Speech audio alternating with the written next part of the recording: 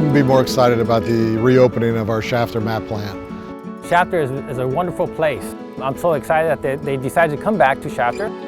When we took this plant down initially, it was because the demand had fallen off and the housing crisis that we all face in this country. We knew at some point the market was going to come back. The best time to do improvements on a plant is when it's turned off.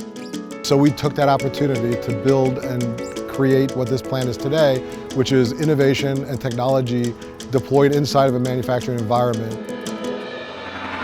We love seeing stories like this. Having the plant shut down and then come back online is just a great story about the resilience of GAF and the environment that we like to create here in Shafter. Shafter is one of our key plants.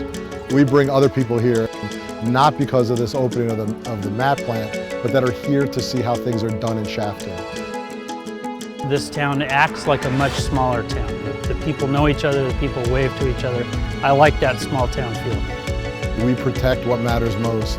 We live that every day. It is so important and critical for us to work in the communities to help them grow alongside of us. Creates jobs for our community, creates jobs even for the county. It's a blessing, and I see a lot of potential in having them as part of our family.